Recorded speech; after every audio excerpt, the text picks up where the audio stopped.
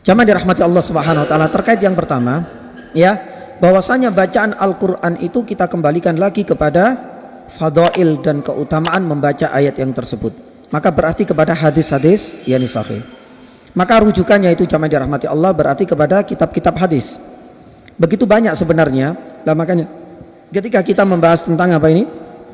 Tafsir, dan ini baru 2 surat, masih ada 112 surat. Setiap ayat atau surat pasti memiliki keutamaan untuk dibaca. Keutamaan ini entah itu dibaca pada waktu tertentu atau untuk tujuan tertentu, itu semuanya banyak kita jumpai dalam hadis. Tapi yang jadi masalah itu, apakah hadis atau anjuran untuk membaca ayat tertentu itu memang valid, sahih, ataukah yang tidak? Ini yang jadi masalah. Maka oleh karenanya jamaah dirahmati Allah Subhanahu wa taala, tidak kita pungkiri bahwasanya Al-Qur'an itu syifa. Ayat Al-Qur'an itu apa? Yani penyembuh. Akan tetapi kalau kita kaitkan untuk masalah ini pakai ayat ini saja, itu tidak bisa sembarangan.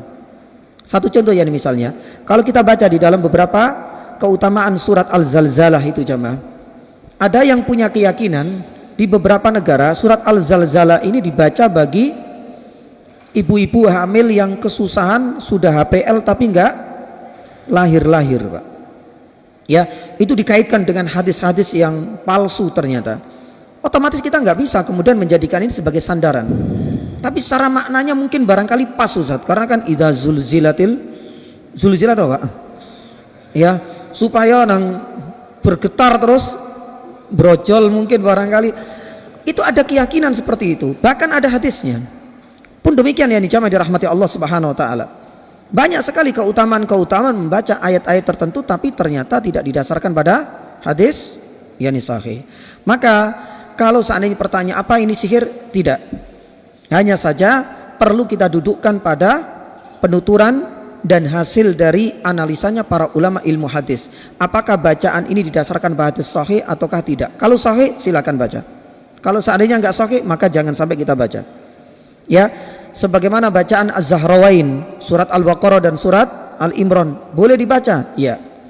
Akhir yakni dari surat Al-Baqarah boleh dibaca, hadisnya sahih.